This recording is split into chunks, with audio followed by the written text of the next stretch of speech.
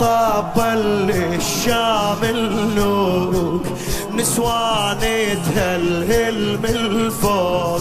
السلبوهن منك يا حسين قدام الباع بالسوق والكاسر خاطرنا هواي